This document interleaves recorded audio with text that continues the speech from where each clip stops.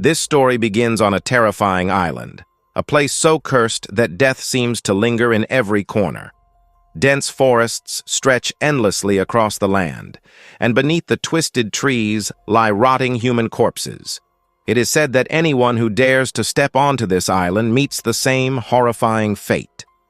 No one ever leaves because the island is ruled by monstrous creatures that hunt humans without mercy. Even the government has grown tired of these unstoppable monsters. Many legendary hunters tried to eliminate them, but every single one failed and lost their lives. Eventually, fear spread so deeply that no hunter was willing to return to the island. Desperate, the government devised a new plan. They announced an enormous reward, enough wealth to support 7 generations for anyone brave enough to travel to the island and kill the monsters. Tempted by this life-changing prize, a group of hunters arrives by helicopter. Leading the team is Murphy, a retired commander and a highly respected hunter known for his courage and experience. Alongside him is Jessie, a determined young woman from a proud family of hunters. Her father was once a legend, and now she dreams of carving her own name into history by slaying the monster.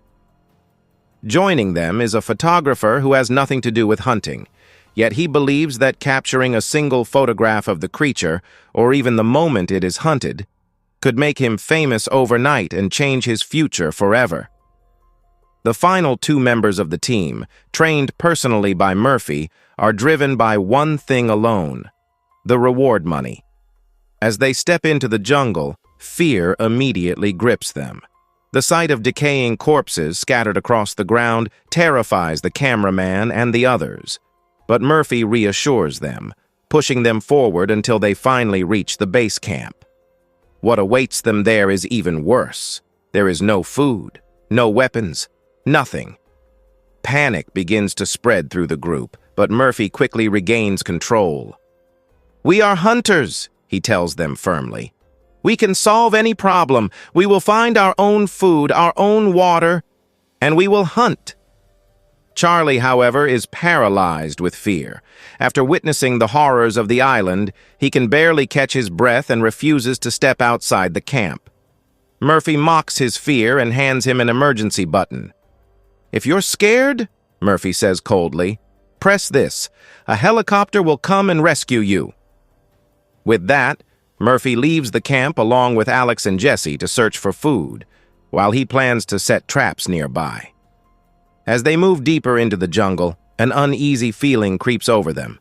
It feels as though someone, or something, is following them. Their hearts begin to race. They raise their guns and scan the trees, ready for a fight. Then, from behind the shadows, another hunter slowly emerges.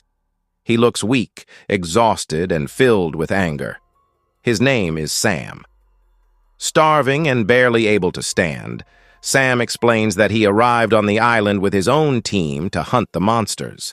But the creatures slaughtered every one of his companions. Now, consumed by grief and rage, he seeks revenge. Murphy offers him a place in their group, but greed clouds Sam's judgment.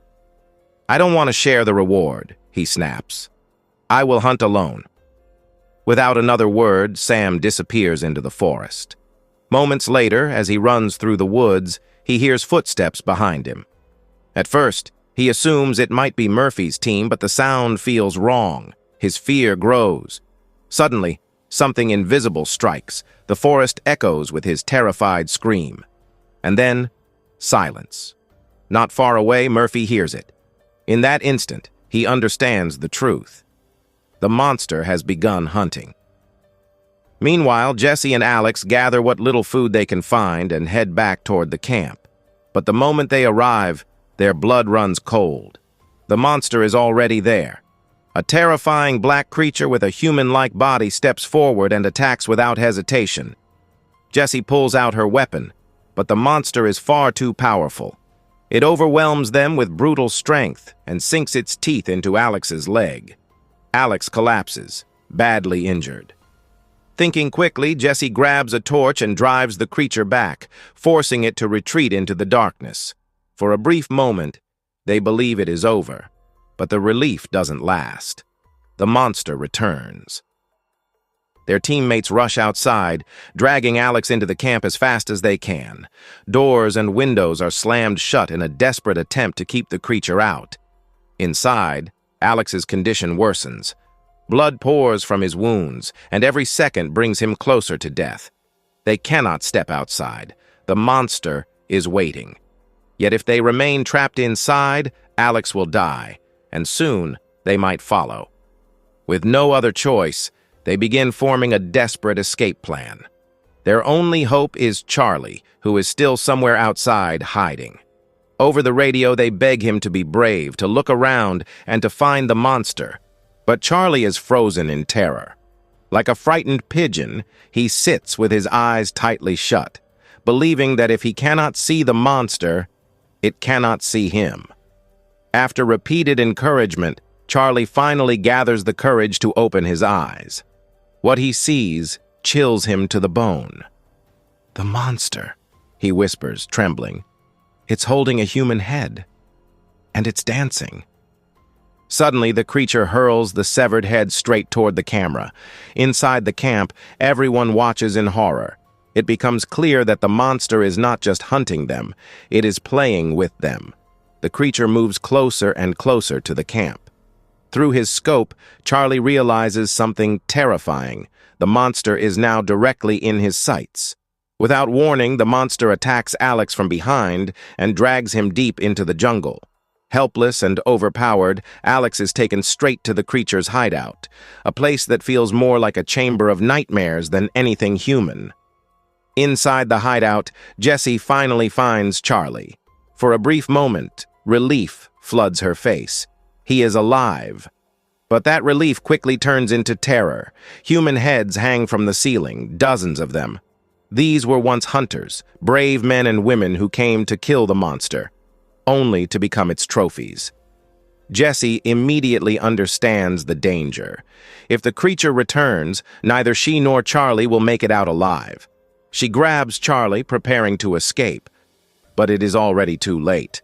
The monster arrives, dragging Alex's broken body behind it. Alex is barely alive. He was already injured before, but now his condition is far worse. Every breath he takes sounds like it could be his last. Desperate to protect them, Jessie hurls fire toward the monster, hoping the flames will drive it back. But the creature does not fear fire.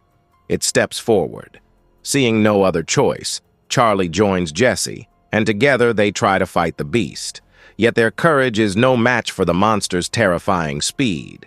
In a single brutal attack, the creature turns its attention to Alex and kills him. As it prepares to behead his lifeless body, a horrifying realization strikes Jessie. The heads hanging around the hideout are not random. They are important to the monster. Perhaps they are its weakness. Consumed by rage, Jessie tears the heads down and throws them at the creature. Then she sets them on fire, believing that destroying these trophies will weaken the monster. But she is wrong. Instead of weakening it, the act sends the creature into a furious rage.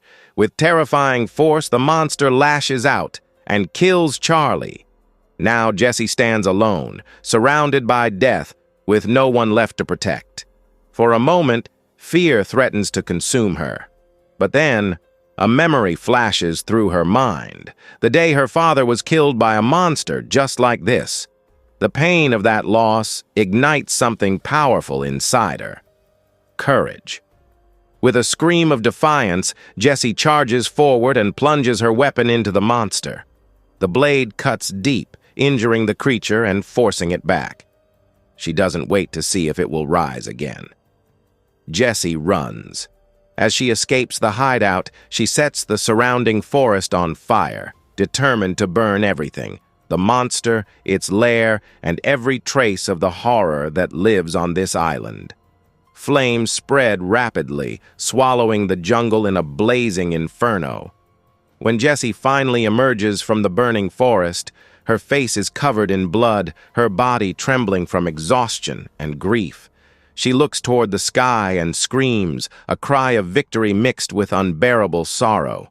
With shaking hands, she presses the emergency button, signaling for rescue. The battle is over. It is a great victory, but also a tragic one.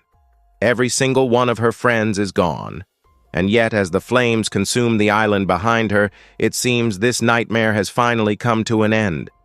Or at least, that is what it wants us to believe.